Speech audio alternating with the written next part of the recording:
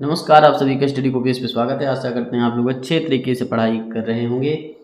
ये पर्यावरण का 6 नंबर का लेक्चर है। इससे पहले 5 लेक्चर आ चुके हैं, तो पहले लेक्चर अगर आपने नहीं देखे हैं तो प्लेलिस्ट हमने बना दिया है, जा करके सारे लेक्चर क्रम से देखिए। आज हम इस लेक्चर में बात करने वाले हैं जैव विविधता के बारे में, यानी बायोडाइवर्सिटी के बारे में, और बहुत सी चीज़ों के बारे में बात करेंगे, लेकिन स्टार्टिंग हम बायोडाइवर्सिटी से करेंगे। देखिए, जो बायोस्फीयर होता है मतलब जैव मंडल जो होता है, इसमें केवल जाति स्तर पर विविधता नहीं पाई जाती। मतलब सिर्फ जाति स्तर पर विविधता देखेंगे कि भाई ये वाला पशु है, ये हिरन है, ये शेर है, ठीक, पशुओं की अलग अलग जातियां हैं, बल्कि जीन स्तर पे, प्रजाति स्तर पे, पारितंत्र स्तर पे और जीवों स्तर पे भी विविधता, डाइवर्सिटी देखने को मिलती है। अब देखिए, जीन स्तर पे अगर आप देखेंगे तो भाई गेहूं आपका होता है तो उसका अलग अलग जीन होता है, ठीक है। प्रजाति अगर आप देखते हैं, मान लीजिए कि बकरी की प्रजाति है तो कितनी तरीके की बकरी पाई जाती है। उसी तरीके से गाय आप देखेंगे, गाय में अलग अलग तरह की प्रजाति होती हैं। ये हरियाणा की गाय है, ये जो है 5 लीटर दूध देती है। इस तरीके की डाइवर्सिटी देखने को मिलती है प्रजाति स्तर में भी, ठीक है।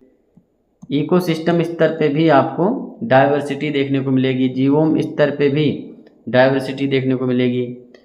टाइप्स ऑफ बायोडाइवर्सिटी मतलब जैव विविधता के कौन कौन से प्रकार होते हैं। तो जो सबसे पहला प्रकार है वो है आपका आनुवांशिक विविधता, मतलब जेनेटिक डाइवर्सिटी। इसके बाद आपका होता है जातीय या प्रजाति विविधता, मतलब स्पीशीज डाइवर्सिटी। उसके बाद में होता है आपका इकोलॉजिकल डाइवर्सिटी, मतलब पारिस्थितिकी विविधता। अब यहाँ आप देखिए, आनुवांशिक विविधता मतलब जेनेटिक डाइवर्सिटी आपका क्या है कि गेहूं की ये फसल है, ठीक है।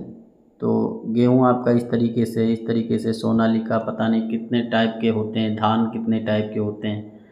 जो आनुवांशिक विविधता होती है वो जीन स्तर पर विविधता होती है, मतलब जीन बदल दिया जाता है।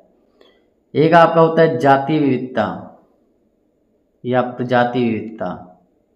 यहाँ आप देखिए, मोर है, शेर है, बंदर है, ठीक है, ये सब है।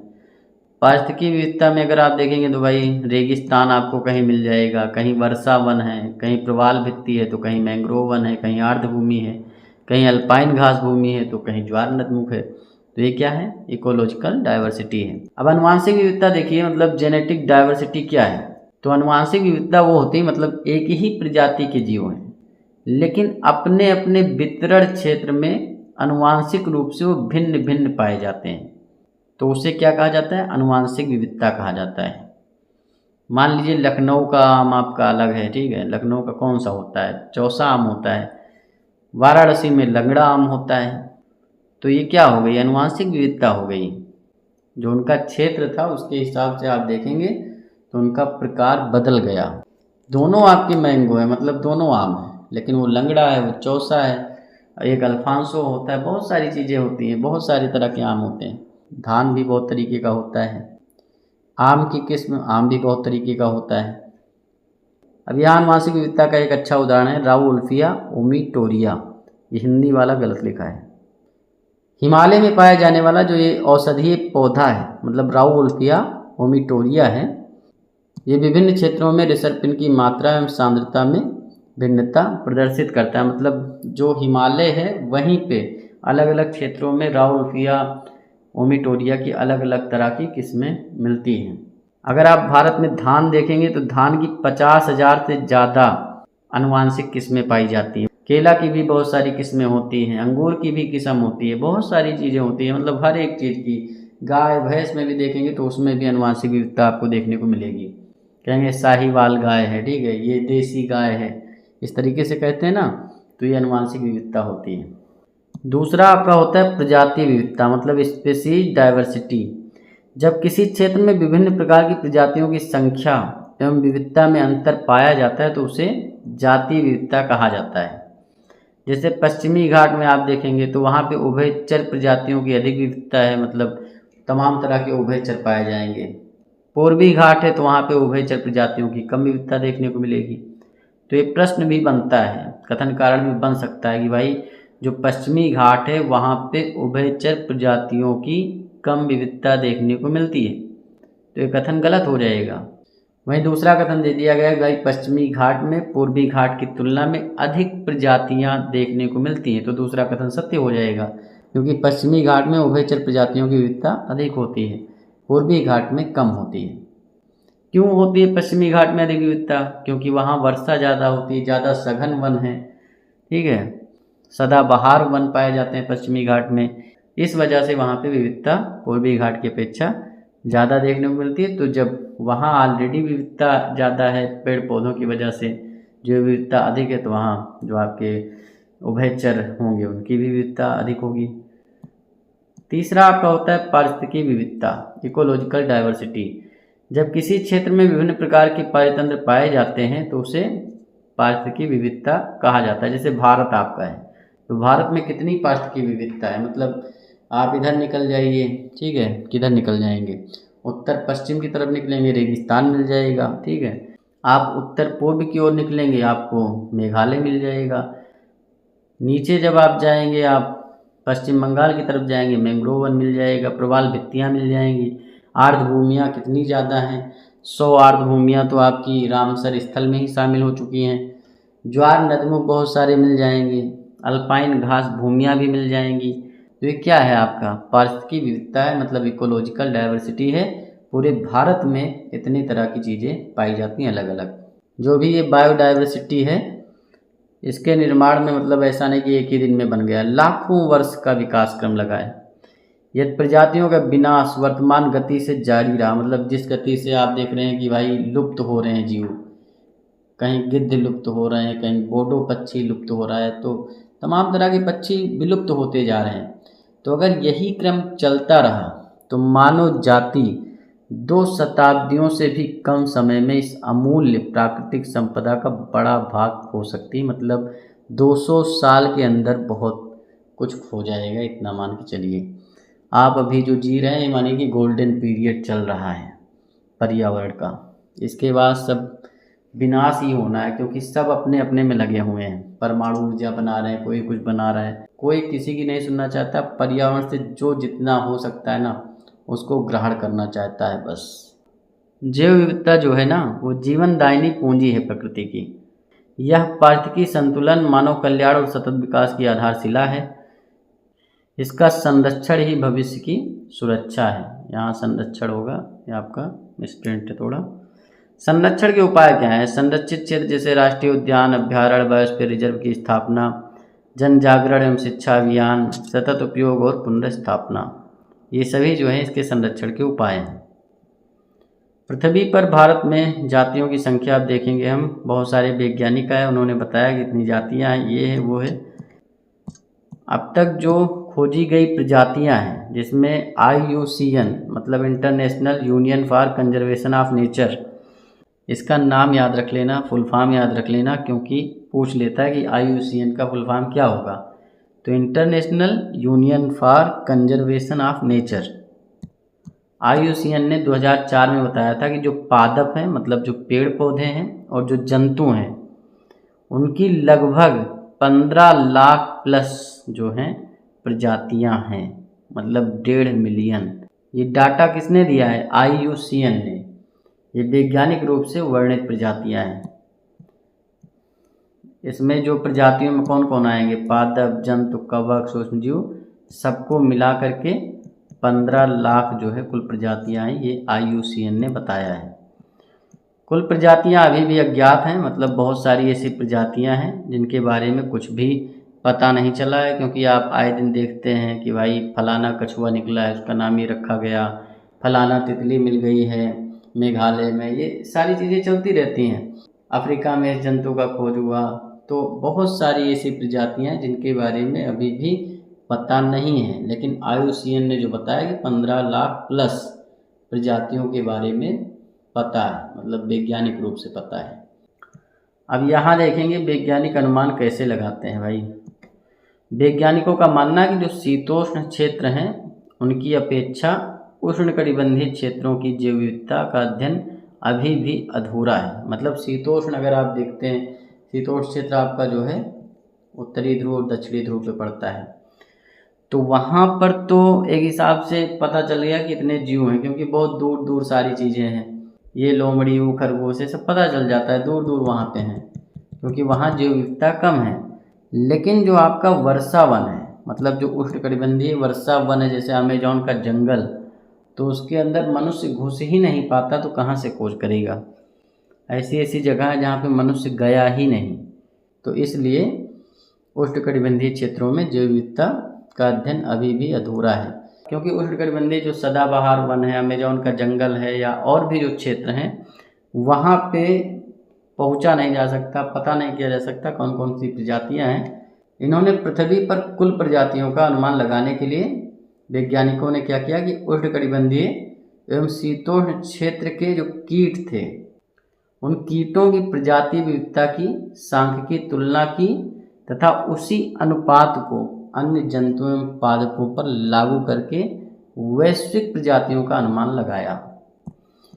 तो यहाँ देख सकते हो भाई, जो उष्णकटिबंधीय जो क्षेत्र था वहाँ के कीट लिए कि भाई इस तरीके के कीट पाए जाते हैं, शीतोष्ण क्षेत्र में ऐसे पाए जाते हैं, और सांख्यिकी की तुलना की, फिर बता दिया बस। और यहाँ बस इतना याद रखना है आपको कि भाई जो कुछ वैज्ञानिक थे ना, कुछ वैज्ञानिक वो क्या बता रहे हैं, वो बता रहे हैं कि भाई 2 से 2.5 करोड़ संख्या है, मतलब इतनी प्रजातियां हैं 2 से 2.5 करोड़ पूरी पृथ्वी पे। तो कुछ वैज्ञानिकों ने पृथ्वी पर कुल प्रजातियों की संख्या 2 से 2.5 करोड़ बताई है, 20 से 25 मिलियन। रॉबर्ट में जो थे एक वैज्ञानिक थे, इन्होंने कहा नहीं भाई 70 लाख प्रजातियां हैं। खोजी इन्होंने भी नहीं, लेकिन बस एक अनुमान इन्होंने बताया है। जो IUCN है उसने कितना बताया है, 15 लाख बताया है, 15 लाख, ठीक है, मतलब 1.5 मिलियन। IUCN ने 2004 में 15 लाख प्लस बताया, मतलब 1.5 मिलियन बताया, ये आपके लिए इम्पोर्टेंट है। और रॉबर्ट में ने 70 लाख बताया है, तो ये आपके लिए इम्पोर्टेंट है। अब यहाँ आप देखेंगे जैव विविधता के प्रतिरूप, पैटर्न्स ऑफ बायोडाइवर्सिटी। जो जैव विविधता है, मतलब बायोडाइवर्सिटी है, पृथ्वी पर सभी स्थानों पर समान रूप से वितरित नहीं है, अलग अलग जगह अलग अलग है। मतलब कहीं बहुत ज़्यादा जैव विविधता है, कहीं बहुत कम जैव विविधता है। जैसे आप राजस्थान में देखेंगे, वहाँ क्या है, अलग तरह की जैव विविधता है। लेकिन अगर आप हिमालय में देखेंगे तो वहाँ अलग तरह की जैव विविधता है। जैव विविधता के प्रतिरूप जो आपके हैं उनको 2 पार्ट में बांटा गया है। एक आपकी अक्षांशीय प्रवणता, एक आपकी जातीय क्षेत्र संबंध, लेटिट्यूडिनल ग्रेडियंट, और ये आपका है स्पीशीज एरिया रिलेशनशिप। तो एक एक करके हम समझेंगे। अब आप देखिए अक्षांशीय प्रवणता की यहाँ बात की गई है। जैसे आपका ये 0 डिग्री है, ठीक है, 0 डिग्री के इधर आप जाएंगे, कर्क रेखा 23.5 डिग्री नॉर्थ पे मिलेगा। मकर रेखा आपको 23.5 डिग्री दक्षिणी अक्षांश रेखा होती है। उसके बाद में 66.5 डिग्री नॉर्थ आपका मिलेगा, 66.5 डिग्री साउथ, और फिर 90 डिग्री आपका उत्तरी ध्रुव और 90 डिग्री दक्षिणी ध्रुव। तो ये है। जंतु एवं पादपों की प्रजाति विविधता पृथ्वी पर समान नहीं होती। सबको पता है भाई, नहीं होती है तो किसको नहीं पता। सामान्यतः भूमध्य रेखा, मतलब जो ये 0 डिग्री है, ये अक्षांश है। अगर भूमध्य रेखा से ध्रुवों की ओर आप बढ़ते हैं तो प्रजातियों की संख्या लगातार घटती जाती है। तो ये है अक्षांशीय प्रवणता। तो कथन ऐसे देगा, कथन दे दिया उसने कि अक्षांशीय प्रवणता में जीवों की संख्या ध्रुवों की ओर घटती जाती है। तो कथन आपका सत्य है। अगर उसने ऐसा लिख दिया कि भाई जो अक्षांशीय प्रवणता होती है उसमें अक्षांश रेखा से ध्रुवों की ओर जाने पर जीवों की संख्या बढ़ती है, तो कथन आपका गलत हो जाएगा, बेकार सा कथन है। तो ये आप अच्छे से समझेंगे कि भाई अक्षांशीय प्रवणता क्या होता है, कि अक्षांश से जो आपका भूमध्य रेखा है उससे अगर 0 डिग्री की तरफ आप जाएंगे, किधर भी जाइए, चाहे उत्तरी ध्रुव जाइए चाहे दक्षिणी ध्रुव जाइए, वहाँ पे जीवों की संख्या घटेगी। जो आपका उष्णकटिबंधीय क्षेत्र माना जाता है 23.5 डिग्री उत्तरी से लेकर के 23.5 डिग्री दक्षिणी अक्षांश तक माना जाता है। मतलब ये कर्क रेखा से लेकर के मकर रेखा के बीच में जो भी क्षेत्र है वो क्या है, उष्णकटिबंधीय क्षेत्र है। उष्णकटिबंधीय में भी बहुत सारी चीज़ें आती हैं, पर्णपाती आते हैं, सदाबहार आते हैं, वर्षावन आते हैं, सब आते हैं। जो ये आपका क्षेत्र है 23.5 डिग्री नॉर्थ से 23.5 डिग्री साउथ के बीच का। यहाँ पे जो जैव विविधता है वो इनके बाहर की जो जगह है वहाँ से ज़्यादा पाई जाती है। इनकी बाहर की जगह ये आपका शीतोष्ण हो गया, ये भी शीतोष्ण हो गया। देखिए उदाहरण अगर आप देखेंगे भाई, कोलंबिया, कोलंबिया क्या है, भूमध्य रेखा के निकट है। यहाँ थोड़ा मिसप्रिंट है, एआई से ये सब बनवाया तो कहीं कहीं त्रुटि कर देता है हिंदी में, तो उसकी टेंशन आपको लेने की ज़रूरत नहीं है, ठीक है। कोलंबिया की बात करें तो भूमध्य रेखा के निकट है। कोलंबिया आपको पता है कहाँ का देश है, साउथ अमेरिका जो आपका पड़ता है महाद्वीप, उसमें एक देश है कोलंबिया। इक्वेडोर, कोलंबिया और ब्राज़ील से होकर के 0 डिग्री जाती है, ठीक है। 0 डिग्री जो दक्षिण अमेरिका के 3 देश हैं, इक्वेडोर, कोलंबिया और ब्राज़ील, वहाँ से होकर जाता है। तो कोलंबिया में भूमध्य रेखा के निकट जो भी अमेजॉन वर्षा का वन पड़ता है, वहाँ पे लगभग 1400 पक्षियों की प्रजातियाँ मिलती हैं। यहाँ से पक्षी की प्रजाति के आधार पर तुलना की गई है। वहीं अगर आप न्यूयॉर्क देखेंगे जो कि उत्तरी अमेरिका का एक देश है, ठीक है, तो उत्तरी अमेरिका में जो आपका अमेरिका है, ठीक, उत्तरी अमेरिका में ऐसा नहीं कि सिर्फ अमेरिका देश है, उत्तरी अमेरिका में मेक्सिको भी देश है, कनाडा भी है और यूएसए भी है, संयुक्त राज्य अमेरिका जिसे कहते हैं। तो वहाँ पर एक राज्य है न्यूयॉर्क जो कि 41 डिग्री उत्तरी अक्षांश पे पड़ता है। तो वहाँ पे लगभग 105 पक्षियों की प्रजातियाँ मिलती हैं, क्योंकि ये क्या है, 23.5 डिग्री के ऊपर पड़ता है, उत्तर में पड़ता है। इसके बाद और आगे पहुँचेंगे आप 71 डिग्री पे पहुँचेंगे, ठीक है। ये 0 डिग्री था, 41 डिग्री, 71 डिग्री, तो 71 डिग्री मतलब ग्रीनलैंड, और वहाँ पे केवल पक्षियों की 56 प्रजातियाँ मिलती हैं। उसके ऊपर जाओगे तो पक्षी अच्छे कुछ नहीं मिलेगा। अगर भारत की बात करें तो भारत का अधिकांश भाग जो है उष्णकटिबंधीय क्षेत्र में आता है। अधिकांश क्षेत्र उष्णकटिबंधीय में क्यों आता है, क्योंकि 23.5 डिग्री उत्तरी अक्षांश जो आपका है कर्क रेखा, वहाँ तक ही उष्णकटिबंधीय है। उसके बाद क्या है, उपोष्ण है। तो यहाँ पे जो भारत अपना फैला हुआ है 37 डिग्री के अराउंड फैला हुआ है, तो उसके ऊपर उपोष्ण माना जाता है। वो उपोष्ण आपको जल्दी नहीं दिखता है, हाँ हिमाचल से दिखने लगता है क्योंकि हिमालय है, इसलिए। अगर हिमालय ना हो तो आपके उत्तर प्रदेश तक ठंडी ठंडी हवा आएंगी बढ़िया तरीके से, साइबेरिया वाली बर्फ़ गिरेगी, ये सारी चीज़ें होंगी। तो अच्छे से आप समझ गए भाई। इसी प्रकार जो आपका इक्वेडोर के उष्णकटिबंधीय वनों में संवहनीय पौधे की प्रजातियाँ अमेरिका के मध्य पश्चिमी शीतोष्ण वनों की तुलना में लगभग 10 गुना अधिक मिलते हैं, ठीक है।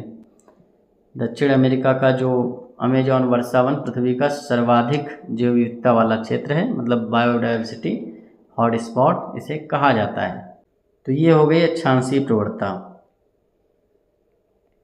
अब यहाँ पे जातीय क्षेत्र संबंध मतलब स्पेसीज एरिया रिलेशनशिप, जो स्पेसीज एरिया रिलेशनशिप है, इस सिद्धांत का प्रतिपादन जो किया था वो जर्मनी के एक प्रसिद्ध वैज्ञानिक थे, मतलब प्राकृतिकविद थे, भूगोलवेत्ता थे, अलेक्जेंडर वान हम्बोल्ट। इन्होंने ही दक्षिण अमेरिका के वनों का अध्ययन किया और अध्ययन करके बताया, क्या बताया, इन्होंने बताया कि किसी क्षेत्र का आकार जितना बढ़ता है उस क्षेत्र में पाई जाने वाली प्रजातियों की संख्या भी उतनी ही बढ़ती है। हालांकि यह वृद्धि अनंत नहीं होती है बल्कि एक निश्चित सीमा तक ही होती है। इनका कहने का मतलब था कोई भी क्षेत्र है अगर उसका आकार बढ़ेगा तो वहाँ पे जीव जंतुओं की संख्या, पेड़ पौधों की संख्या अलग तरीके से बढ़ेगी। जातीय क्षेत्र संबंध का समीकरण दे रखा है यहाँ पे आपका log s = log c plus z log a। यहाँ पे जो आपका s है मतलब log s ये लगा है ना, तो s का मतलब होता है जातीय समृद्धि। log c में आपका c जो है वो आपका स्थिरांक है, जो आपका z है ये आपका रिग्रेशन कोफिशिएंट, आपका स्लोप मतलब ढाल का एक गुणांक है। इसके अलावा जो आपका a है ये आपका क्षेत्रफल से संबंधित है। बहुत टफ पेपर होगा तो ऐसा पूछेंगे, सूत्र ही पूछ सकता है कि भाई जो जातीय क्षेत्र संबंध है उसका समीकरण क्या होगा, तो log s आपको याद रखना है, जातीय समृद्धि स्टार्ट होगा, log c plus z log a ये आपको याद रखना है। और छोटे क्षेत्रों एवं अधिकांश वर्गीय जैसे पादप, पक्षी, चमगादड़, जो आपके जलीय मछलियां हैं, वहाँ पे z का मान जो होगा सामान्यतः 0.1 से 0.2 के बीच में होगा। यह आपके ढाल का गुणांक है। यदि अध्ययन बहुत बड़े क्षेत्रों जैसे पूरे महाद्वीप पर किया जाए तो जेड का मान 0.6 से 1.2 हो जाएगा। ज़्यादातर आपके जो विभिन्न महाद्वीप होते हैं, उष्णकटिबंधीय वन होते हैं या फलाहारी पक्षी स्तनधारियों के लिए जेड का मान 1.15 माना जाता है। यहाँ देख सकते हो ये आपका क्या है, ये log s है जातियों की संख्या, log a आपका क्षेत्रफल है। क्षेत्रफल के बढ़ने के साथ जातियों की संख्या बढ़ती है परंतु एक निश्चित सीमा तक ही पहुंचकर स्थिर होने लगती है। अब देखिए जो उष्णकटिबंधीय क्षेत्र होता है वहाँ पे जैव विविधता बायोडाइवर्सिटी ज़्यादा क्यों होती है? तो ज़्यादा इसलिए होती है क्योंकि विकास के लिए अधिक समय मिलता है। जो उष्णकटिबंधीय क्षेत्र होता है लाखों वर्षों से अपेक्षाकृत स्थिर रहे हैं, मतलब वहाँ पे ज़्यादा कोई दिक्कत नहीं आती है, वही प्रोसेस चलता रहता है। सूर्य सुबह निकलता है, शाम को डूब जाता है, ठीक है, गर्मी से बादल बनते हैं, फिर वर्षा होती है, तो ये प्रोसेस चलता रहता है। बर्फ़ जमाने वाला युग यहाँ पे आता रहता है। इसीलिए जो उष्णकटिबंधीय क्षेत्र है वहाँ पे नई प्रजातियों को बनने के लिए अधिक समय मिलता है, जबकि वहाँ पे हिम युग आ जाता है तो जो जीव जंतु होते हैं वही बस सर्वाइव करते हैं किसी तरीके से और ख़त्म हो जाते हैं। स्थिर जलवायु मतलब स्टेबल क्लाइमेट, यहाँ मौसम में अत्यधिक परिवर्तन नहीं होता है, मतलब स्थिर रहता है। पर्यावरण के कारण निकेत जो आपका विशेषीकरण है, मतलब निके स्पेशलाइजेशन है, उसको बढ़ावा मिलता है जिससे अधिक नई प्रजातियाँ विकसित होती हैं। अब देखिए अधिक सौर ऊर्जा, मतलब अधिक सौर ऊर्जा मिलेगा तो क्या होगा भाई, अधिक आपके पेड़ पौधे होंगे, मतलब प्राइमरी जो आपके प्रोडक्शन होगा जिसे कहते हैं प्राथमिक उत्पादकता, तो बहुत ज़्यादा होगा, तो खाने के लिए पर्याप्त भोजन है, तो इसलिए भी यहाँ पे जैव विविधता बहुत ज़्यादा है। अब हम बात करेंगे जातीय विविधता का पारितंत्र में महत्व, ठीक है, स्पीशीज डाइवर्सिटी की इम्पोर्टेंस क्या होती है। अधिक प्रजाति विविधता वाला पारितंत्र कम विविधता वाले पारितंत्र की तुलना में अधिक स्थिर रहता है। सिंपल सी बात है, इसको क्या ही समझाना। अब देखिए स्थिर पारितंत्र की विशेषता क्या होती है। एक स्थिर पारितंत्र में सामान्यतः निम्नलिखित गुण पाए जाते हैं। क्या होता है कि भाई उत्पादकता में वर्ष दर वर्ष बहुत अधिक उतार चढ़ाव नहीं होता है।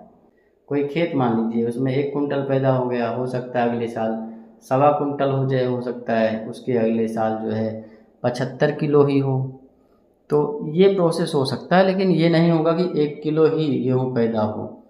तो जो आपका स्थिर पारितंत्र होगा वहाँ वर्ष दर वर्ष बहुत अधिक उतार चढ़ाव नहीं होता है।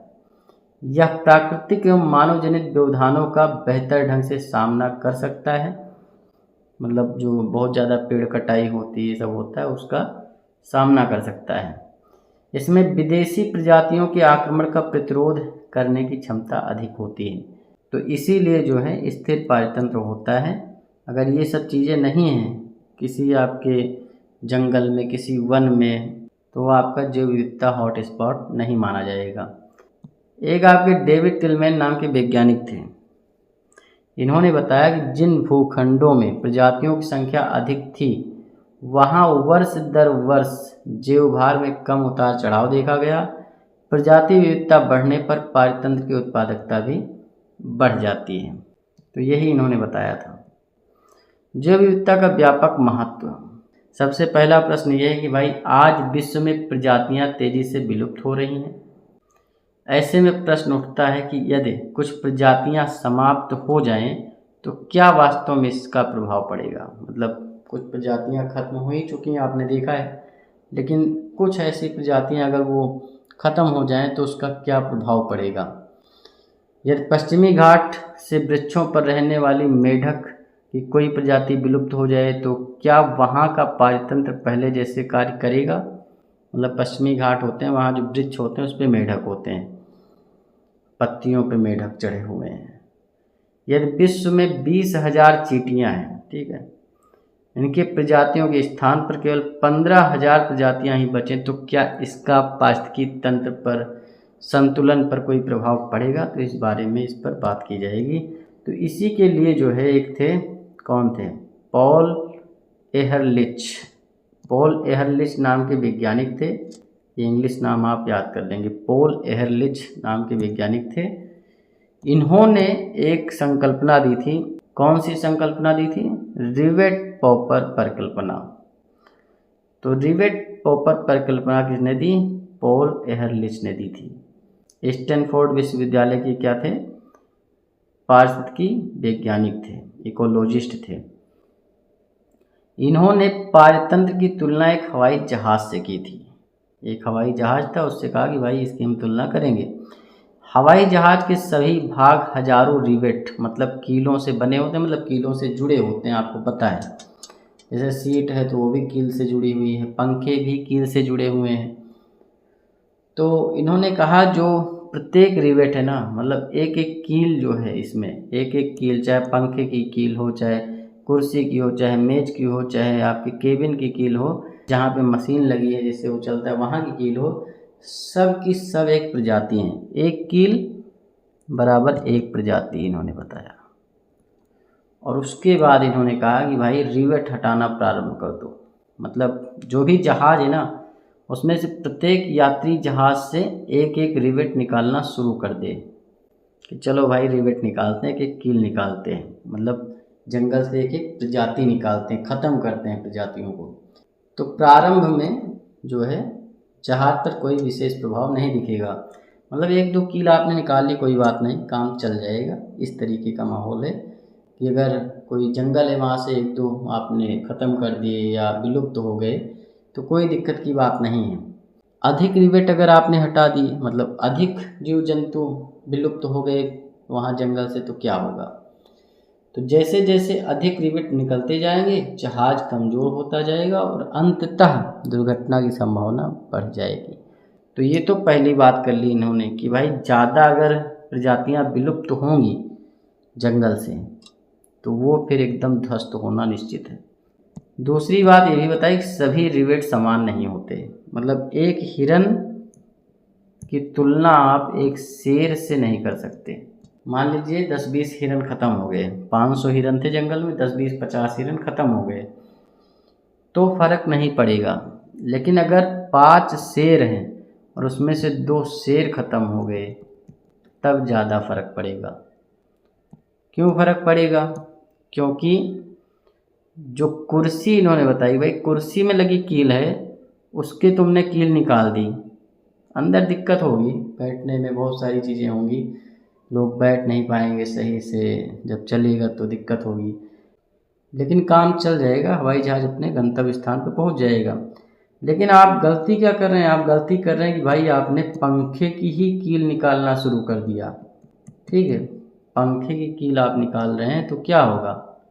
पंखा उखड़ गया, हवाई जहाज क्रैश हो जाएगा। तो यहाँ जो पंखे की कील हैं वो क्या है? की स्टोन प्रजाति, मतलब आम जीव जंतु वहाँ पे अगर ख़त्म हो रहे हैं तो कोई बात नहीं, फ़र्क पड़ेगा लेकिन उतना नहीं पड़ेगा। लेकिन जो की स्टोन प्रजाति हैं, भाई हाथी ख़त्म कर दिया आपने जंगल से, पूरा जंगल अस्त व्यस्त हो जाएगा। शेर ख़त्म कर दिए, भेड़िया ख़त्म कर दिए, तो ये वाला मामला है। अब देखिए लॉस ऑफ बायोडाइवर्सिटी, ज़्यादातर संभावना ये होती है कि भाई जंगल है तो वहाँ पे कुछ नई प्रजातियाँ पैदा होती रहेंगी, ठीक है, नई जातियों का उद्भव होता रहेगा। लेकिन ये परिकल्पना आज की डेट में ख़त्म हो चुकी है। ख़त्म इसलिए हो चुकी है कि भाई जो वर्तमान समय ना, इस समय नई जातियाँ नहीं बन रही, बल्कि जो जातियाँ हैं ऑलरेडी वो विलुप्त होती जा रही हैं। मतलब विलुप्त होने की दर बहुत तेज़ है। मान लीजिए 100 प्रजातियाँ विलुप्त हुई ना, 100 जातियाँ विलुप्त हो गई तो 2 पैदा हो रही, तो क्या फ़ायदा है भाई? 98 का लॉस है। आज की डेट में तभी की जैव विविधता का तीव्र ह्रास हो रहा है, मतलब बहुत तेज़ी से लॉस हो रहा है। और जिसका कारण जो है कौन है भाई? बस मानव है। मानव के अलावा कौन हो सकता है? मानव ही सबसे बड़ा दानव है। तो हम लोग कहानियाँ पढ़ते हैं ना कि भाई रामायण महाभारत में दानव होते थे, तो उस समय दानव होते थे, बड़े बड़े राक्षस होते थे। लेकिन आज की डेट में मानव के अंदर ही दानव आ गया है। मानव द्वारा प्रशांत महासागर के उष्णकटिबंधीय द्वीपों पर बसावट करने के कारण वहाँ के 2000 से अधिक देशज पक्षी प्रजातियाँ विलुप्त हो चुकी हैं।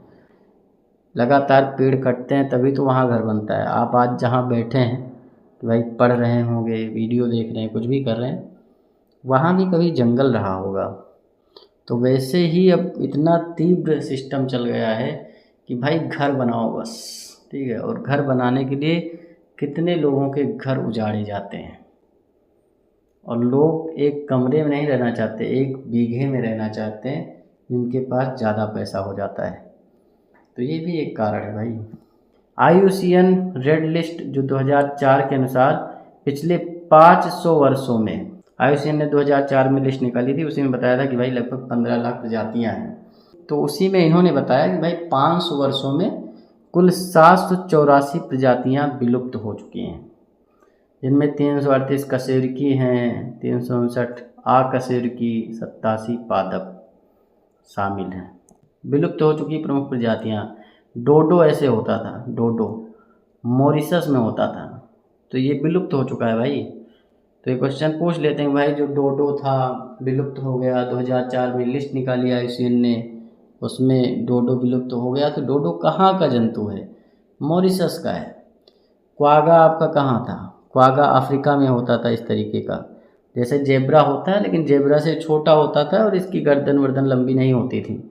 तो क्वागा जो था वो अफ्रीका का था, ये भी विलुप्त हो गया। ये भी क्वेश्चन आया हुआ क्वेश्चन है। और थाइलासिन, थाइलासिन ऐसे होता था, एकदम अलग ही जीव था भाई, ठीक है।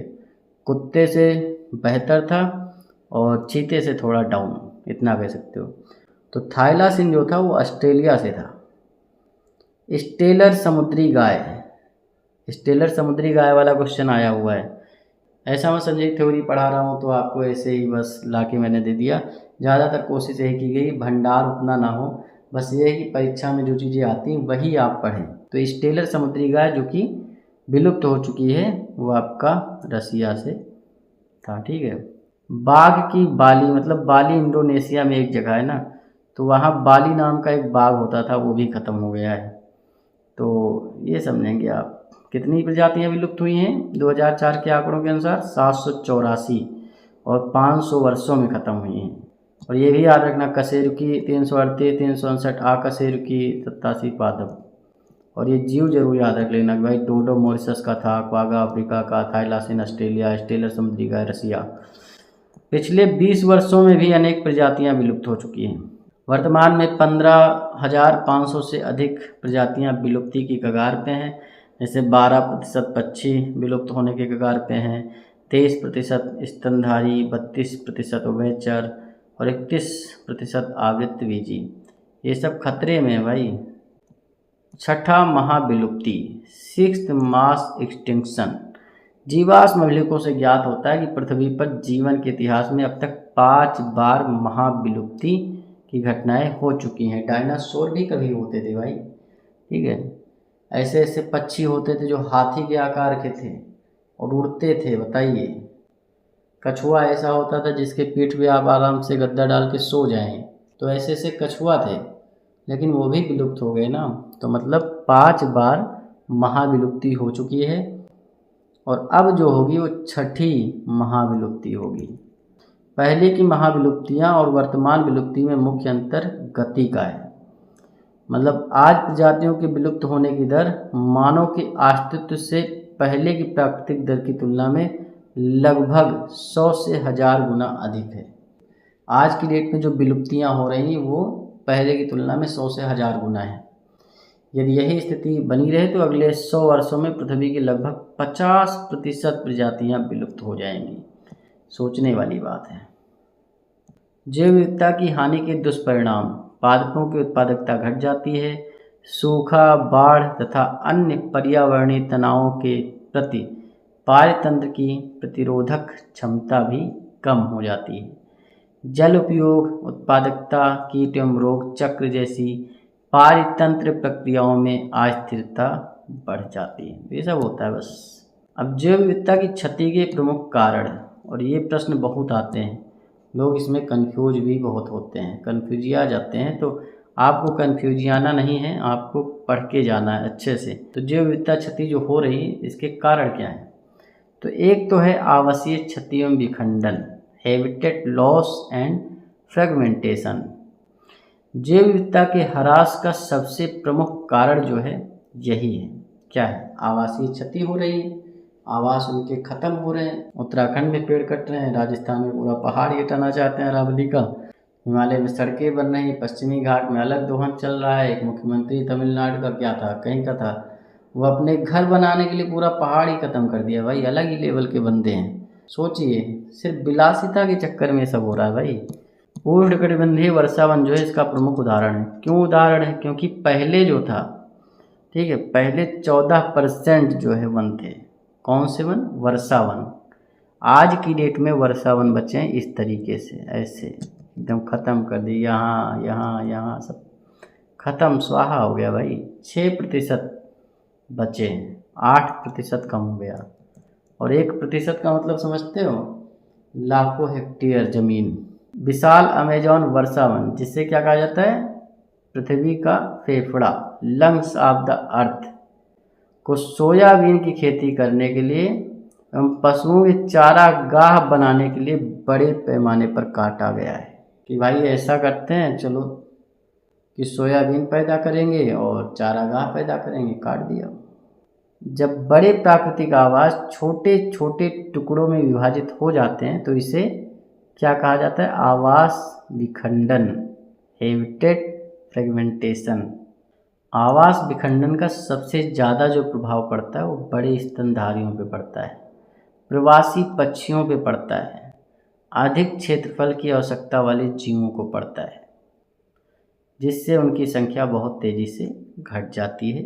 ये होता है। दूसरा आपका होता है ओवर एक्सप्लॉयटेशन, मतलब अति दोहन। मनुष्य क्या करता है? मनुष्य अपनी आवश्यकताओं की पूर्ति के लिए सदैव प्रकृति पर निर्भर रहा है। अगर प्रकृति ना हो ना, मनुष्य की ऐसी की तैसी हो जाएगी भाई। पानी ही नहीं है, प्रकृति नहीं तो पानी नहीं, मर गए तुम, क्या दिक्कत है? लेकिन जब आवश्यकता लालच में बदल जाती है तब प्राकृतिक संसाधनों का अत्यधिक दोहन शुरू हो जाता है। मतलब जब आप मित्रता रखते हैं कि भाई प्रकृति से मैं इतना पानी ले रहा हूँ तो प्रकृति को मैं कुछ दे भी सकता हूँ, तो अगर ये वाली भावना हो ना, ये भावना सबके अंदर होनी चाहिए। मतलब एक इंसान के अंदर नहीं होनी चाहिए कि एक इंसान के अंदर है, एक इंसान क्या ही कर लेगा। तो जब अत्यधिक दोहन होता है, मतलब आप देखते हैं कि भाई शिकार चल रहा है, पश्चिम बंगाल में देखते हैं सुबह होती है बस डालो मछली, यहाँ लाओ वहाँ लाओ, मछली मछली पकड़ो, ये होता नहीं। तो स्टेलर समुद्री गाय इसी तरीके से ख़त्म हो गई, पैसेंजर कबूतर ख़त्म हो गया। जंगल कट रहे थे भाई, जंगल कट रहे हैं, लगातार कट रहे हैं। और पक्षियों का पता है आपको, उनकी आदत होती है कि भाई एक जगह से दूसरी जगह वो जाते हैं अपना जो है हनीमून मनाने। तो जब हनीमून मना के वो कबूतर लौटा तो पता चला वो जंगल ही गायब, जहाँ उसका परिवार रहता था वो गायब हो गया। अब वो क्या करेगा? तो इसी तरीके से पैसेंजर कबूतर, स्टेलर समुद्री गाय जो आपकी रूस की थी वो भी ख़त्म हो गई। आज भी अत्यधिक शिकार हो रहा है, मत्स्य दोहन हो रहा है और उनका व्यवसायीकरण होता है मछलियों का। तो बहुत सारी मछलियाँ हैं जो संकटग्रस्त हैं। एक होता है एलियन स्पीशीज इन्वेजन, विदेशी आक्रामक प्रजातियों का आक्रमण। जब किसी बाहरी प्रजाति को जानबूझकर या अनजाने में किसी नए क्षेत्र में लाया जाता है तो कभी कभी वह आक्रामक इन्वेसिव बन जाती है और स्थानीय मतलब देशज प्रजातियों के लिए खतरा उत्पन्न करती है। जैसे आपका नाइल पर्च को विक्टोरिया झील में छोड़ने से वहाँ की 200 से अधिक देशज सिकलेट मछलियाँ विलुप्त हो गई। नाइल पर्च एक मछली है, उसे जो है छोड़ दिया गया विक्टोरिया झील में, तो वहाँ की 200 प्रजातियाँ ख़त्म हो गई। इसी तरीके से गाजर घास जो होती है पार्थेनियम, तो उसे आप किसी के खेत में डाल दीजिए तो जो फसल बोएगा वो नहीं उगेगी, गाजर घास उगेगी।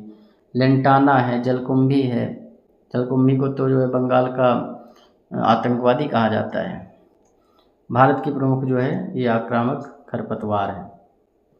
मत्स्य पालन के लिए लाई गई अफ्रीकन कैटफिश आज भारतीय देशज कैटफिश प्रजातियों के लिए गंभीर खतरा बन चुकी हैं। एक आपका होता है सह विलुप्तता। जब एक प्रजाति विलुप्त होती है तो उस पर प्रत्यक्ष या अप्रत्यक्ष रूप से निर्भर दूसरी प्रजातियां भी विलुप्त होने लगती हैं। इसी को कहते हैं सह विलुप्तता। मान लीजिए कोई पोषी प्रजाति है, वो समाप्त हो जाए। पोषी प्रजाति का मतलब होता है जो दूसरों को पोषण दे रहा है, तो उस पर जो आश्रित विशिष्ट परजीवी है, पैरासाइट है, वो भी विलुप्त हो जाएगा। सिंपल सी बात भाई। शैवाल कवक का होता नहीं लाइकेन, तो अगर कवक खत्म हो गया तो शैवाल भी खत्म हो जाएगा, शैवाल खत्म हो गया कवक खत्म हो जाएगा।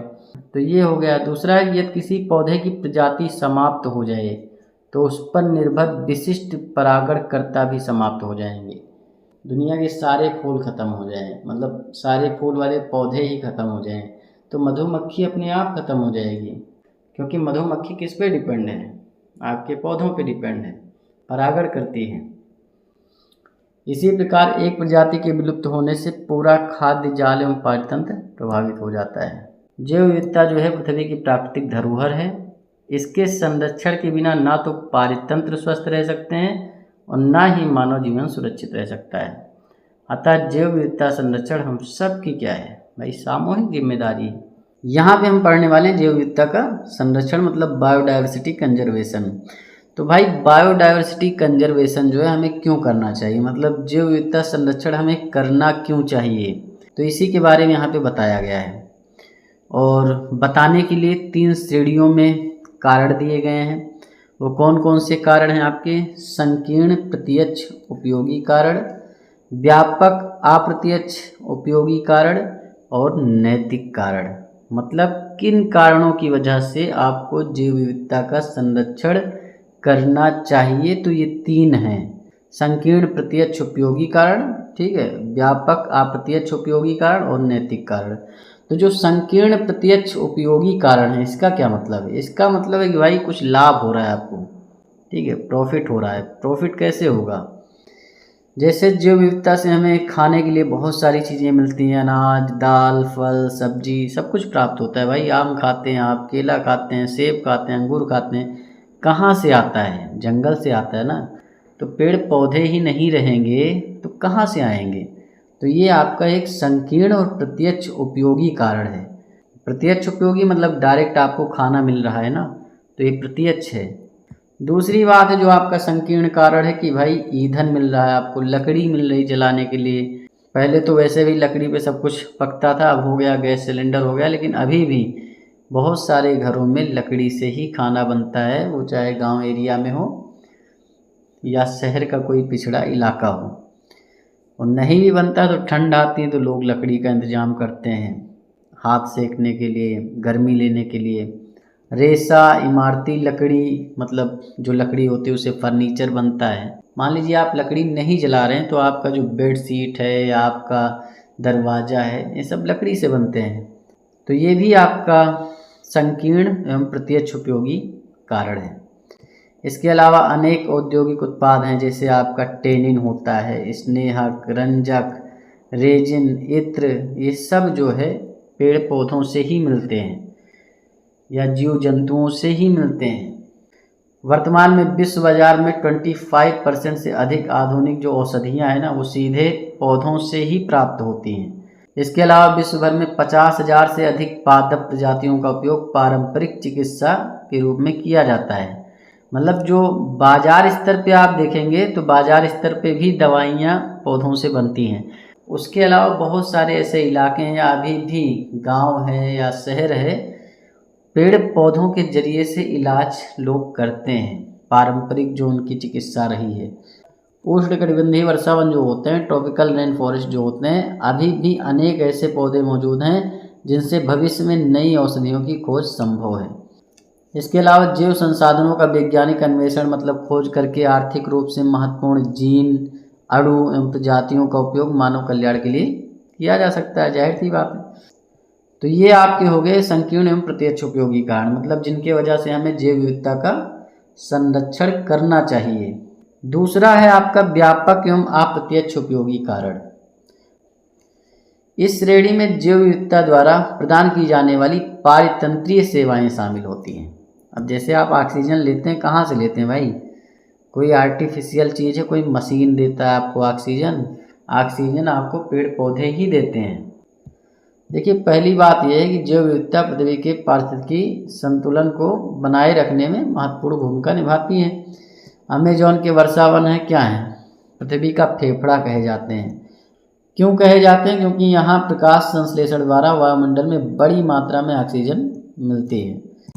अब देखिए, जो परागण होता है, पोलिनेशन जैसी आवश्यक प्रक्रियाएं जो होती हैं, मधुमक्खियाँ, भौरे, पक्षी ये सब करते हैं, चमगादड़ के द्वारा होता है कुछ, तो इनके बिना अधिकांश पौधे फल एवं बीज नहीं बना पाएंगे। तो इसलिए भी जैव विविधता का संरक्षण करना बहुत ज़रूरी है। पक्षियों को भी बचाना है, ऐसा नहीं पक्षियों को मार डालो, एकदम ख़त्म कर दो, मधुमक्खियों को ख़त्म कर दो। इसके अलावा जैव विविधता जो है जलवायु संतुलन, मृदा संरक्षण, जल चक्र, पोषक तत्वों के पुनर्चक्रण, पर्यावरणीय स्थिरता बनाए रखने में महत्वपूर्ण योगदान देती है। ये सब मैंने पढ़ाया है। जलवायु संतुलन क्या होता है, जल चक्र क्या होता है, ये सब मैंने बता दिया है। सिंपल सी बात है, पेड़ पौधे नहीं होंगे, मृदा का अपरदन ज़्यादा होगा, बहाव ज़्यादा होगा। पेड़ पौधे नहीं होंगे तो बादल नहीं बनेंगे, बादल नहीं बनेंगे तो वहाँ पे वर्षा नहीं होगी, मौसम वहाँ फिर गर्म रहेगा, ये सारी चीज़ें होंगी। उसके अलावा प्राकृतिक सौंदर्य, भाई जब पेड़ पौधे हैं तो सुंदरता होती है। भाई इधर लाल फूल लगा है, उधर काला फूल लगा है, मतलब हरा फूल है, पीला फूल है, नीला फूल है, तमाम तरह के फूल ही फूल हैं। तमाम तरह के पक्षी आएंगे, जब भाई फूल होंगे तभी तो पक्षी आएंगे। तमाम तरह के पक्षी, वन पर्यटन, पुष्पों की सुंदरता, प्राकृतिक दृश्य जो है, यहाँ पे प्राकृतिक लिखा हुआ है, गलत है, प्राकृतिक दृश्य होगा। और मनुष्य को मानसिक शांति और मनोरंजन देता है। आप देखते नहीं, घूमने जाते हैं लोग, कहाँ जाते हैं, उत्तराखंड जाते हैं, यहाँ भाई वहाँ चलेंगे, वहाँ जो है बहुत बढ़िया लगेगा हमें, फूलों की घाटी देखेंगे, ये सब होता नहीं है, पहाड़ देखेंगे। तो जब कुछ रहेगा ही नहीं तो देखोगे क्या? तो ये मामला है। अब देखिए, ये हो गया आपका व्यापक एवं अप्रत्यक्ष उपयोगी जो है कारण। नैतिक कारण क्या है कि भाई पृथ्वी पर रहने वाले प्रत्येक जीव प्रजाति का अपना स्वाभाविक मूल्य होता है, चाहे उसका प्रत्यक्ष आर्थिक उपयोग हो या ना हो। हाथी है, हाथी का अपना मूल्य है जंगल में, हिरन का अपना मूल्य है, ठीक है। ऑलरेडी आपने सब पढ़ा है, गॉस का नियम क्या है, इकोटोन क्या होता है, की स्टोन क्या होता है। तो आप समझ सकते हैं कि हर एक जीव का अपना अपना रोल है। मनुष्य को अन्य जीवों के साथ पृथ्वी के संसाधनों को साझा करने का नैतिक दायित्व निभाना चाहिए। ये नहीं कि बस हम ही रहेंगे। जैसे आप घर में रहते हैं तो कोई सामान आता है खाने के लिए, अगर आप समझदार हैं, ठीक है, थोड़ा सा भी मोरलिटी है, नैतिकता है, तो उसको बांट कर खाएंगे। लेकिन अब दानों टाइप के जो बच्चे होते हैं, कहते हैं नहीं हम ही खाएंगे, वो अपने भाई बहनों को नहीं देते हैं। तो नैतिकता अपनाने की, भाई हम जैसे हैं वैसे जानवर भी हैं, इनका भी आवास है, इनका भी घर है, इनको भी खाने के लिए भोजन चाहिए। तो उस हिसाब से ये नैतिक मूल्य है। वर्तमान पीढ़ी की जिम्मेदारी ये है कि भाई जैव विविधता का संरक्षण कर इसे आने वाली पीढ़ियों के लिए सुरक्षित रखें। प्रत्येक जीव को जीवित रहने का समान अधिकार है, इसलिए किसी भी प्रजाति का अनावश्यक विनाश नैतिक रूप से उचित नहीं है। भाई इनके लिए तो कोई संविधान नहीं बनाना कि भाई संविधान बना होगा उसके हिसाब से इनको जीने का अधिकार मिलेगा, आर्टिकल 21 होगा। लेकिन जो है, जो नैतिक मूल्य हैं मानव के, उसके हिसाब से इनको भी संरक्षित करने का अधिकार है। जो संविधान में कुछ आर्टिकल भी दे रखे हैं, जैसे 48A आपका दे रखा है, उसके हिसाब से भी नैतिक मूल्य बनता है। और ये दायित्व तो अपना भी समझना चाहिए। ऐसा नहीं, लिखा तो बहुत कुछ है संविधान में, कानून में, लेकिन लोग फॉलो कहाँ करते हैं। अभी आपने देखा उत्तराखंड में कटाई चल रही, ठीक है, अरावली पर्वत ही पूरा बिक गया एक हिसाब से, उसमें खुदाई का काम स्टार्ट हो गया। तो संविधान कुछ नहीं कर सकता अगर नैतिक मूल्य मानव के नहीं हैं। तो ये सारी चीज़ें हैं। जैव विविधता हमें आप देख सकते हैं ये सब चीज़ें देती हैं भाई, भोजन, औषधियाँ, ये सब देती हैं, ठीक है। अभी मैंने बात की भाई जैव विविधता का संरक्षण हमें क्यों करना चाहिए, तो 3 चीज़ें मैंने बता दिया। अब यहाँ बात करेंगे जैव विविधता का संरक्षण कैसे होगा। तो इसके लिए जो है सिस्टम बनाया गया है, 2 इसके होते हैं पार्ट, स्वास्थानीय इन सीटू संरक्षण और दूसरा होता है वाह्य स्थानीय एक्स सीटू संरक्षण। और यहाँ से प्रश्न अच्छे खासे पूछे जाते हैं, चाहे आपका लोअर पीसीएस का एग्जाम लगा है, SC RO होगा, UPPSC RO होगा, UPSSC का कोई एग्जाम होगा, जहाँ भी पर्यावरण से क्वेश्चन पूछे जाते हैं वहाँ इन सेक्शन से ज़्यादा ही क्वेश्चन पूछे जाते हैं। तो इसे आप अच्छे से समझ के चलेंगे। अब देखिए, स्वास्थानीय पहले हम देखेंगे कि भाई स्वास्थानीय क्या है। स्वास्थानी को इंग्लिश में कहते हैं इन सीटू, ठीक है। इस विधि में जीवों एवं उनके प्राकृतिक आवास का उसी स्थान पर संरक्षण किया जाता है, मतलब कोई अलग लेकर जीव को नहीं जाया जाता है, जहाँ पर वो जीव रहते हैं वहीं पर अगर उनका संरक्षण किया जा रहा है तो उसे कहेंगे स्वास्थानीय संरक्षण। अब यहाँ पे जो परिभाषा लिखी इसे भी आप पढ़ के चलेंगे। विकास एवं संरक्षण के बीच संतुलन बनाए रखना सभी देशों के लिए, मतलब जितने भी देश हैं उनके लिए चुनौतीपूर्ण है। विकास एवं संरक्षण आप कैसे मतलब साथ साथ लेके चल सकते हैं, पता चल रहा है आपको कारखाना भी लगाना है, ठीक है, और पर्यावरण भी जो है बढ़िया तरीके से रखना है। अगर आप कारखाना लगाएंगे तो भाई पर्यावरण को क्षति होगी, और अगर आप नहीं लगाएंगे तो विकास नहीं होगा। तो यही बताया गया कि विकास एवं संरक्षण के बीच संतुलन बनाए रखना सभी देशों के लिए चुनौतीपूर्ण है। सीमित संसाधनों के कारण पृथ्वी की सभी प्रजातियों का संरक्षण संभव नहीं है। इसीलिए वैज्ञानिकों ने ऐसी क्षेत्रों की पहचान की है जहां जैव विविधता अत्यधिक है तथा संरक्षण की सबसे अधिक आवश्यकता है। मतलब वैज्ञानिकों ने कहा भाई यहाँ पे तो संरक्षण करना ही करना है, यहाँ पे कोई फैक्ट्री नहीं लगेगी। हाँ, आप रेगिस्तान में यहाँ लगा लीजिए, यहाँ पे लगा लीजिए, लेकिन यहाँ बहुत ज़्यादा बायोडाइवर्सिटी है, इसलिए हम यहाँ पे कोई फैक्ट्री नहीं लगा रहे हैं। तो इस तरह के जो स्थान होते हैं उन्हें कहा जाता है जैव विविधता hotspot, biodiversity hotspot. Biodiversity hotspot की बात करें तो ऐसे क्षेत्र जहाँ जातीय समृद्धि अत्यधिक होती है, जहाँ स्थानिक प्रजातियाँ अधिक पाई जाती हैं, अर्थात वे अन्य स्थानों पर नहीं मिलती हैं। मतलब ऐसी प्रजातियाँ जो उसी स्थान पे मिलेंगी। मान लीजिए असम में गेंडे मिलते हैं तो वहीं पे मिलेंगे, अलग नहीं मिलेंगे, जहाँ आवास विनाश की दर भी बहुत अधिक होती है। तो ये आप ध्यान रखना कि भाई जहाँ आवास विनाश की दर बहुत अधिक होती है और जहाँ अधिक प्रजातियाँ पाई जाती हैं वो अन्य स्थान पर नहीं मिलती है, और जहाँ जातीय समृद्धि होती है वो आपके हॉट स्पॉट कहलाते हैं। पहले 25 जैव विविधता हॉट स्पॉट चिन्हित किए गए थे, 25, लेकिन बाद में 9 जोड़े गए और इस समय 34 आपके क्या हैं, बायोडाइवर्सिटी हॉट स्पॉट हैं। और भारत में आप देख सकते हैं कहाँ कहाँ हैं, पश्चिमी घाट एवं श्रीलंका में, इंडो बर्मा में और हिमालय में। यद्यपि ये सभी हॉटस्पॉट मिलकर के पृथ्वी के 2% से भी कम क्षेत्रफल में फैले हुए हैं, फिर भी इनमें विश्व की अत्यधिक जैव विविधता निवास करती है। अगर इनका संरक्षण किया जाए तो वैश्विक स्तर पर प्रजातियों के विलोपन की दर जो है लगभग 30% तक कम की जा सकती है। मतलब जो विलुप्त हो रही प्रजातियाँ लगातार, क्योंकि लगातार जो है औद्योगिकरण, शहरीकरण बढ़ रहा है, तो सभी प्रजातियाँ विलुप्त हो रही हैं। तो अगर इन्हीं का संरक्षण किया जाए, मतलब जो जैव विविधता हॉट स्पॉट हैं, तो लगभग 30% तक प्रजातियों की विलोपन की दर को हम कम कर सकते हैं। भारत में स्वास्थानीय संरक्षण के प्रमुख साधन। भारत में जैव विविधता के समृद्ध क्षेत्रों को कानूनी संरक्षण प्रदान किया गया। जैसे राष्ट्रीय उद्यान आपका है, नेशनल पार्क, ये भी आपका किस में आता है, स्वास्थानीय में आता है, इन सीटों में आता है। वन्य जीव अभ्यारण्य जो आपका है, वाइल्ड लाइफ सेंचुरी जो भी हैं आपकी।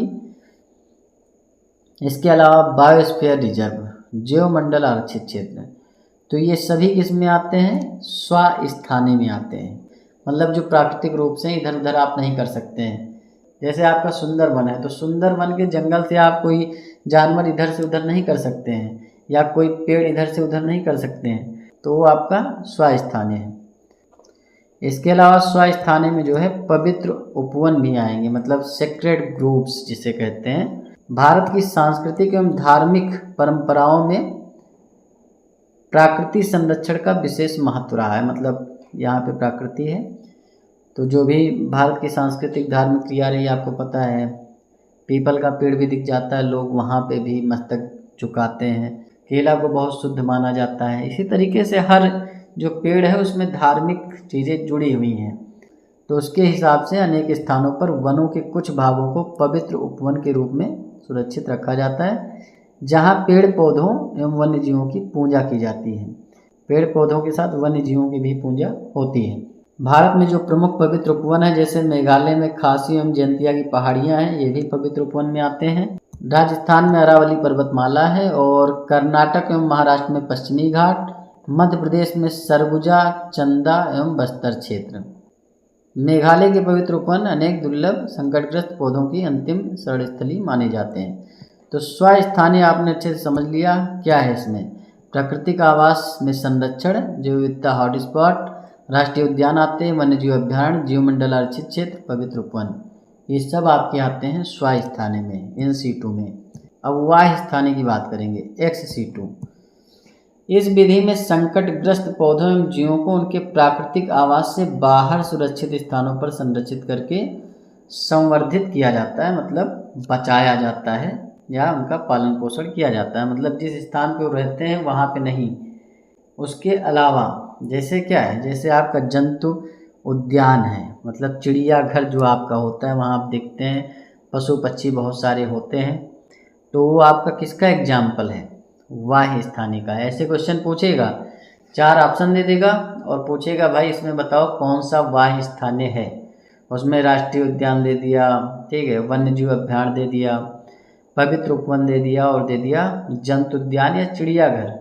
तो वाह स्थानीय आपका क्या होगा, चिड़ियाघर होगा या जंतु उद्यान होगा, क्योंकि वहाँ पे जो जीव रखे जाते हैं वो वहाँ के नहीं हैं, वहाँ वो रहते नहीं थे।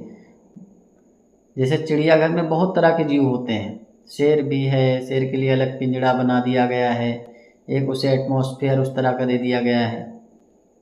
लेकिन जंगल रहता है अलग बात है भाई, जंगल में खुलेआम घूमता है। इसी तरीके से बोटेनिकल गार्डन होता है, मतलब वनस्पति उद्यान, इसमें बहुत तरह के पौधे रखे जाते हैं। अब उसमें ऐसे पौधे रखे जाते हैं जो उस वातावरण के लिए नहीं हैं, लेकिन आर्टिफिशियल तरीके से उनको वो वातावरण दिया जाता है। वन्य जीव सफारी पार्क जो होता है, वाइल्ड लाइफ सफारी पार्क भी वाह स्थानीय में आता है। आज की डेट में ऐसे अनेक जीव हैं जो प्राकृतिक आवास में तो विलुप्त हो चुके हैं, लेकिन जंतु उद्यानों में सुरक्षित हैं। इसका रीज़न है कि भाई बहुत कम संख्या बची, ठीक है, कोई ना कोई पशु आके खा जाएगा या उन्हें खाने के लिए भोजन नहीं मिल रहा है। तो इस तरीके से बहुत सारे ऐसे पशु जो प्राकृतिक आवास में तो विलुप्त हो चुके हैं, लेकिन जंतु उद्यानों में उन्हें सुरक्षित रखा गया, मतलब चिड़ियाघर में, जो आपके चिड़ियाघर है वहाँ पे सुरक्षित रखा गया, वहाँ उन्हें सेफ्टी रहती है, ठीक है। अब देखिए आधुनिक वाह स्थानीय संरक्षण की तकनीक कौन सी है। तो एक आपकी होती है क्रायो प्रिजर्वेशन। इसमें होता क्या है कि भाई जो बहुत निम्न तापमान होता है उस पर लंबे समय तक जो युग्मक होते हैं, गेमेट्स होते हैं, इनको जीवित जन सक्षम अवस्था में सुरक्षित रखा जाता है। इसके अलावा इन विट्रो निषेचन होता है, इन विट्रो फर्टिलाइजेशन। इसमें क्या होता है, प्रयोगशाला में अंडों का निषेचन करना। इसके ज़रिए से बहुत सारे जीव जो हैं बच जाते हैं, मतलब जैसे अंडे खराब हो जाते हैं ज़्यादातर, ठीक है, चिड़िया है उसके अंडे खराब हुए, बच्चा नहीं हुआ, तो इन विट्रो निषेचन जो होता है, मतलब इन विट्रो फर्टिलाइजेशन, ये भी वाह स्थानीय संरक्षण की एक तकनीक है। इसके अलावा ऊतक संवर्धन, टिश्यू कल्चर जो आपका है, ये भी जो है वाह स्थानीय संरक्षण तकनीक है, पौधों का कृत्रिम प्रवर्धन करना। इसके अलावा बीज बैंक, सीड बैंक जो है, ये भी वाह स्थानीय संरक्षण तकनीक है। आर्थिक एवं कृषि महत्व वाले पौधों के बीजों को लंबे समय तक सुरक्षित रखा जाता है, मतलब साल 2 साल आराम से सुरक्षित आप रख सकते हैं। तो ऐसे पूछ लेगा कि भाई जो वाह स्थानीय संरक्षण तकनीक है इसमें से कौन सी है कौन सी नहीं है, 4 ऑप्शन दे देगा, तो ये सब आपको याद रखना है। अंतर्राष्ट्रीय प्रयास की बात करें, इंटरनेशनल एफर्ट्स, जैव विविधता जो है, मतलब जो बायोडाइवर्सिटी है, किसी एक देश की नहीं बल्कि पूरे विश्व की साझा धरोहर है, जैसा सबको पता है भाई, ये तो जाहिर सी बात है। इसलिए इसका संरक्षण सभी देशों का सामूहिक उत्तरदायित्व होता है। तो यहाँ पे 1992 में रियो डी जेनेरियो एक जगह है ब्राज़ील में, वहाँ पे होता है पृथ्वी सम्मेलन, जैव विविधता संरक्षण हेतु ऐतिहासिक सम्मेलन था ये, और सभी देशों से जैव विविधता संरक्षण के प्रभावी उपाय अपनाने का आह्वान किया गया। जैव संसाधनों का सतत उपयोग सुनिश्चित करने पर बल दिया गया। इसके अलावा विश्व सतत विकास सम्मेलन होता है 2002 में जोहान्सबर्ग, दक्षिण अफ्रीका में। इसमें लगभग 190 देश भाग लेते हैं और संकल्प लिया जाता है कि भाई 2010 तक हम वैश्विक, क्षेत्रीय एवं स्थानीय स्तर पर जैव विविधता की क्षति की दर में महत्वपूर्ण कमी लाएंगे। लेकिन कुछ भी नहीं लाया जाता, मान के चलिए आप। जो उत्तर प्रदेश में इस समय वन क्षेत्र जो आपका है और वृक्ष आवरण, वन आवरण और वृक्ष आवरण दोनों को मिला दोगे लगभग 9% है, 33% होना चाहिए। ठीक है, लगातार घट रहा है। ऐसा भी दिन आएगा कि 5 ही % बचेगा। कागज़ों पे सारी चीज़ें होती हैं, तो ये आपको ध्यान रखना है कि भाई विश्व सतत विकास सम्मेलन कब हुआ, तो ऑप्शन देगा 4, तो आपको बता देना 2002। कहाँ हुआ, जोहान्सबर्ग दक्षिण अफ्रीका में हुआ। अब यहाँ पे आप देखिए जो स्वस्थानी में आते हैं क्या क्या आता है। प्राकृतिक आवास में संरक्षण जो होता है वो स्वस्थानी का विषय है। जैव विविधता हॉटस्पॉट आपका होता है स्वस्थानी। राष्ट्रीय उद्यान जो होता है वो भी स्वस्थानीय है। ठीक है, इन-सिटू है। वन्यजीव अभ्यारण्य, जीवमंडल, आरक्षित क्षेत्र, पवित्र उपवन, ये सब आपके इन-सिटू में आते हैं। इसके अलावा एक्स-सिटू में क्या आता है, जंतु उद्यान आता है, वनस्पति उद्यान आता है, safari park, cryo preservation, in vitro निषेचन, ऊतक संवर्धन, बीज बैंक। तो ऐसे ऑप्शन देगा, 4 ऑप्शन आपको दे देगा। ठीक है, एक देगा वन्यजीव अभ्यारण्य, जीवमंडल, आरक्षित क्षेत्र, पवित्र उपवन, और एक उठा के दे दिया क्रायो प्रिजर्वेशन। पूछेगा इसमें से कौन सा वाह्य स्थानीय है, तो आपको बता देना है कि भाई ये क्रायो प्रिजर्वेशन है। या उसने पूछ लिया इसमें से कौन सा स्वस्थानीय नहीं है, तो सेम ही क्वेश्चन हुआ, क्रायो प्रिजर्वेशन नहीं है क्योंकि ये क्या है, वाह्य स्थानीय है। तो ऐसे आपसे क्वेश्चन पूछेगा। तो यहीं पर ये लेक्चर हम कंप्लीट करते हैं। अभी लगभग 2 लेक्चर आएंगे, सारा का सारा आपका एनवायरनमेंट कंप्लीट हो जाएगा। तो बढ़िया तरीके से मन लगा के पढ़ाई करते रहिए। चैनल को सब्सक्राइब करिए, वीडियो को लाइक करिए, शेयर करिए। मिलते हैं नेक्स्ट वीडियो में। धन्यवाद, थैंक यू, शुक्रिया।